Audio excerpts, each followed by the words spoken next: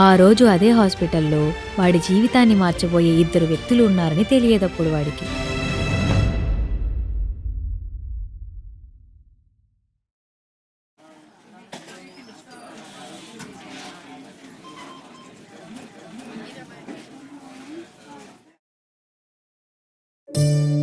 మెలకు వచ్చి చాలాసేపు అయింది, అయినా కళ్ళు తెరవాలనిపించలేదు.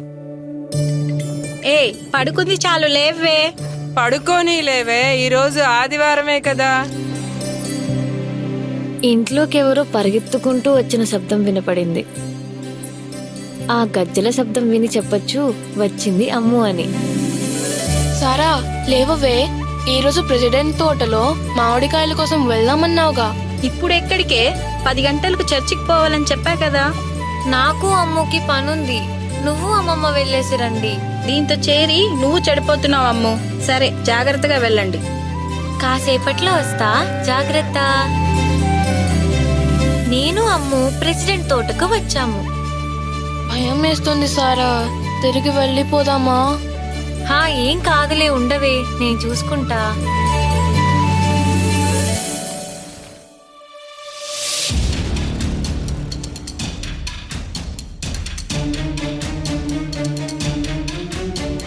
నాకు కోపం వచ్చింది.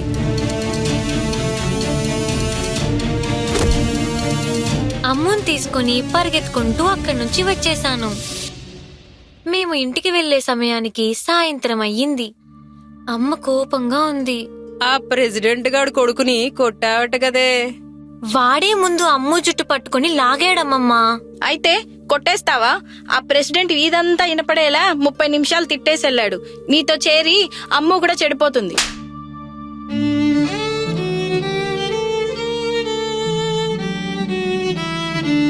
ఏంటే బాధపడుతున్నావు?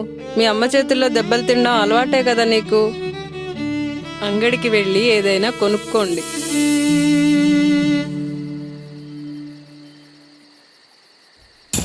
మేరీ, ఎవరు? ఏం కావాలి? ప్రెసిడెంట్ వడ్డీ డబ్బులు వసూలు చేసుకుని రమ్మని పంపించాడు. సారా, నువ్వు లోపలికి వెళ్ళు. ఈ నెల కొంచెం ఇబ్బందిగా ఉంది, ఇంకో 15 రోజుల్లో ఇచ్చేస్తామని చెప్పండి ప్రెసిడెంట్ తో. అదంతా నాకు తెలియదు మేరీ. ఆ ప్రెసిడెంట్ గురించి తెలిసిందేగా. నేను ఒట్టి చేతులతో వెళ్తే నా ఇంటికి వచ్చి కూర్చుంటాడు. ఏదో ఒకటి చేసి నువ్వే ఇప్పుడు డబ్బులు ఇవ్వు, లేకుంటే ఇంట్లో ఉన్న సామాన్లన్నీ బయటపడాల్సి వస్తుంది. అన్నా, ఇంకో 2 వారాల్లో మా నాన్న ఇంటికి వస్తాడన్నా. అప్పుడు మొత్తం డబ్బులు కట్టేస్తాం. ఇప్పుడు దయచేసి ఇక్కడ గొడవ చేయకండి అన్నా. వెళ్దాం పదా. ఆ ప్రెసిడెంట్ వడ్డీ వసూలు చేయకుండా వెళ్తే మన ఇండ్ల పైన పడతారా? ఆ ప్రెసిడెంట్ గురించి నేను చూసుకుంటా. వెళ్దాం పదా. నువ్వేం భయపడుకోమ్మా, ఆ ప్రెసిడెంట్ కి నేను సర్ది చెప్పుకుంటాను.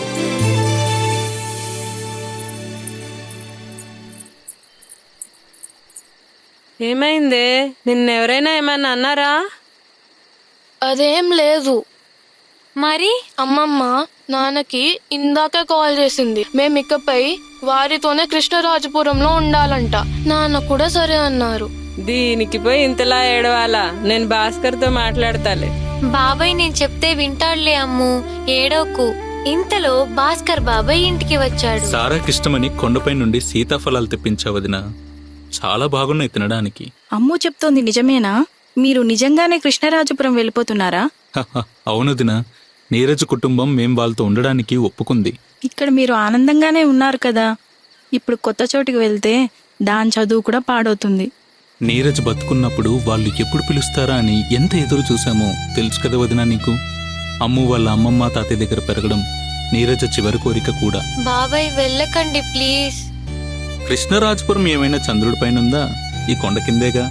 ప్రతి నెల అమ్మును ఇక్కడికి తీసుకొస్తూ ఉంటాను. నాకు మీ అందరినీ వదిలి వెళ్ళాలని లేదు, కానీ వెళ్ళాలి. బాబాయ్ వెళ్ళిపోయాడు. కాసేపటికి అమ్ము కూడా ఏడ్చుకుంటూ వెళ్ళిపోయింది. అదే అమ్ముని చివరిసారిగా చూడటం. అమ్ము వెళ్ళిపోయి ఈ రోజుకు 1 వారం అవుతుంది. తను వెళ్ళొస్తానని చెప్పడానికి ఇంటికి వచ్చింది. నేనే బయటికి వెళ్ళలేదు, వెళ్ళాలనిపించలేదు. సారా, ఈ రోజు ఎందుకో కొంచెం ఇబ్బందిగా ఉంది. ఆవును తీసుకొని కొండకు వెళ్తావా? అది ఇప్పుడే అమ్ము కృష్ణరాజపురం వెళ్ళిపోయిందని బాధలో ఉంది. పోనీ ఈ రోజు నేను వెళ్ళి రానా? నాకు చల్లగాలికి వెళ్ళి వచ్చినట్లుంటుంది. ఈ రోజుకు నేనే వెళ్తానులే. ఇంటికి వచ్చాక ఒకసారి హాస్పిటల్కి వెళ్ళేసి వద్దాం. సారా సారా, మీ అబ్బు స్పృహ తప్పి పడిపోయి ఉంటే హాస్పిటల్లో జరిపించారట. ఏ హాస్పిటల్ బాబు? సెయింట్ క్సేవియర్ హాస్పిటల్ అమ్మా, రండి త్వరగా వెళ్దాం. మీ కూతురికి ఆస్తమా ఎక్కువ అవ్వడంతో పల్మనరీ కాంప్లికేషన్స్తో చనిపోయిందమ్మా. ఒక 15 నిమిషాల ముందు తీసుకొచ్చి ఉంటే బ్రతికించేవాడు.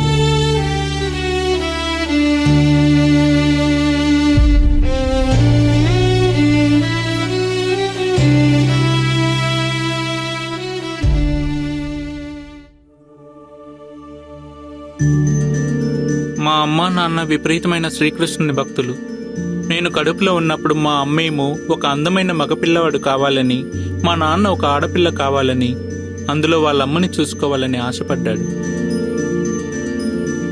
వీరిద్దరి కోరికలకు ఆ శ్రీకృష్ణుడు కన్ఫ్యూజ్ అయ్యాడో లేక తన చిలిపితనం చూయించాడో తెలియదు.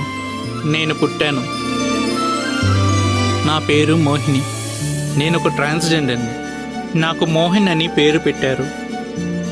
అమ్మ నాన్న అందరూ ప్రేమగా చూసుకున్నారు. 12 ఏళ్ల వరకు అంతా బాగానే జరిగింది. తర్వాత నా ప్రమేయం లేకుండానే నాలో కొన్ని మార్పులు మొదలయ్యాయి. మోహినిగా మారాలనిపించింది, మారిపోయాను. మొదట అమ్మ నాన్న నేను ఇంట్లో ఉంటే ఇంటికి అరిష్టం అన్నారు, ఇంటి నుండి తరిమేశారు. తర్వాత ఊరి వారు ఊరికే అరిష్టం అన్నారు, ఊరు వదిలి వెళ్ళిపోమన్నారు. అప్పుడే మేరీ అమ్మ నన్ను దగ్గరికి తీసుకుంది. ఊరి బయట నాకు ఒక చిన్న పాక వేయించింది. ఆ తర్వాత చంద్రమన్న టీ ఎస్టేట్లో పని ఇప్పించాడు. శ్రీకృష్ణుడు నాకు ఇంకో పెద్ద లోపం కూడా ఇచ్చాడు. నేను ఎవరు, నా స్థాయి ఏంటి అని మర్చిపోయి ప్రవర్తించడం. ఈరోజు నేను ఈ పరిస్థితిలో ఉన్నదానికి కారణం కూడా అదే. మోహిని, అక్కడెవరో ఒక అబ్బాయి పాపం సైకిల్ మీద నుంచి పడి గాయాలతో ఉన్నాడు. హడావిడిగా పిల్లాడి దగ్గరికి వెళ్ళాను.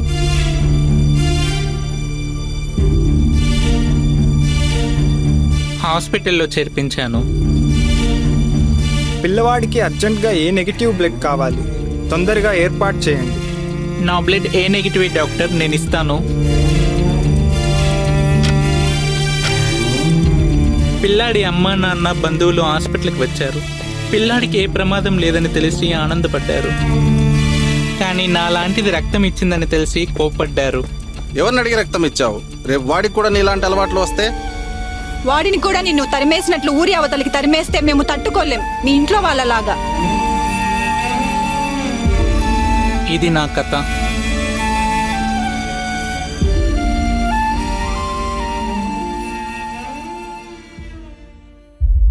నాకు స్పృహ వచ్చింది కానీ కళ్ళు తెరవడానికి శక్తి లేదు. పాపం, ఆమె చనిపోయే ముందు ఈ పిల్లాడి గురించి ఎక్కువ బాధపడింది. ఆ దేవుడు కొన్నిసార్లు ఎందుకింత క్రూరంగా ప్రవర్తిస్తాడో అర్థం కాదు. పాపం ఈ పిల్లాడి పరిస్థితి ఏంటిప్పుడు?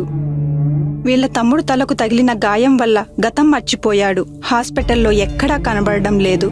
సార్ పోలీసులకి కబురు పెట్టారు. అయినా మనమేం చేయగలం, చూసి జాలిపడడం తప్ప.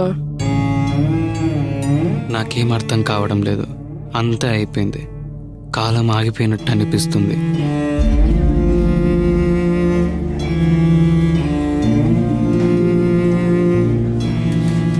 ఒక పిచ్చివాడిలా నడుచుకుంటూ వెళ్ళాను. నాన్న అమ్మ గురించి చెప్పిన విషయాలు గుర్తుకొచ్చాయి. తన ప్రేమ కోసం ఇంట్లో వాళ్ళను సైతం ఎదిరించిన అమ్మ, నాన్నకు ఏం చేయాలో అర్థం కాని స్థితిలో తన బంగారం ఇచ్చి ధైర్యం చెప్పిన అమ్మ, నాకు 4 రోజులు జ్వరం వస్తే 1 రోజులు ఉపవాసం ఉండే అమ్మ, మమ్మల్ని ఎవరైనా చిన్న మాట అంటే తట్టుకోలేని అమ్మ, దీపావళి నాడు కొత్త బట్టలు వేసుకొని టపాసులు కాలుస్తుంటే మురిసిపోయే అమ్మ, నేను క్రికెట్ మ్యాచ్లో కొట్టిన షాట్స్ను వర్ణిస్తుంటే అర్థమైపోయినట్టు తలాడించే అమ్మ. ఇప్పుడు లేదు, అంతా అయిపోయింది. మెల్లగా అమ్మను ఉంచిన గది వైపుకు వెళ్ళాను. కాళ్ళు చేతులు ఆడుతాయేమోనని దొంగగా చూశాను. రేపటికి లేవకపోతుందా, నానా అర్జున్ లేవరా, స్కూల్కి లేట్ అవుతుంది అనకపోతుందా అనుకున్నాను. ఏడుపు రావడం లేదు. కాలం ఆగిపోయినట్లు అనిపిస్తుంది. నడుచుకుంటూ బయటికి వచ్చేశాను. అమ్మ ఇక నాతో ఉండదని అర్థమైంది. ఇంకా నేనే అమ్మతో వెళ్ళాలని నిర్ణయించుకున్నా. ఒక పని చెయ్యి, మెడికల్ షాప్ కి వెళ్ళి స్లీపింగ్ టాబ్లెట్స్ తీసుకో. ఎక్కువ వేసుకుని పడుకో, పొద్దున కల్లా మీ అమ్మతో ఉంటాం. కానీ నీ వయసు పిల్లలకి అవి అమ్మరు కదరా, పోలీసులకి చెప్తారు. ఇక నీ ఇష్టం. అమ్మో, పోలీసులా? వద్దులే, వాళ్ళు అసలే మంచి వాళ్ళు కాదు. సరే, మీ అమ్మ నీతో చనిపోయే ముందు నీకు భయం వేస్తే ఆ చెట్టు దగ్గరికి రమ్మనింది కదా, అక్కడ నుంచి దూకితే ఖచ్చితంగా చస్తావు. మీ అమ్మ ఆశీర్వాదం కూడా ఉంటుంది. అర్జున్, ఒకసారి ఆలోచించు. సూర్య పరిస్థితి ఏంటి? సూర్యాన్ని కాపాడడం నీ బాధ్యత. అర్జున్, ఇవన్నీ నీతో అయ్యే పనులు కాదురా. నీకున్న లోపాల గురించి నీకు తెలుసుగా. ఒకసారి మీ అమ్మ చెప్పిన మాటలు గుర్తు తెచ్చుకో అర్జున్. మనకున్న భయాలు మనల్ని బ్రతకనివ్వనప్పుడు మనకున్న బాధ్యతలే మనల్ని బ్రతికిస్తాయి అర్జున్. నువ్వే నిర్ణయించుకో అర్జున్. నీకు మీ అమ్మ కావాలా, లేకుంటే నరకం కంటే దారుణమైన ఈ సమాజమా? నేను చెప్పేది చెప్పా, ఇక నీ ఇష్టం. కానీ అంత పైన నుంచి దూకితే నొప్పి పెడుతుంది కదా. అమ్మ లేకుండా అంత నొప్పిని భరించగలనా? ఆ నొప్పి ఒక్క క్షణమే అర్జున్. రేపటి నుంచి దీనికంటే 100 రెట్లు ఎక్కువ బాధ భరించాల్సి వస్తుంది బ్రతికుంటే.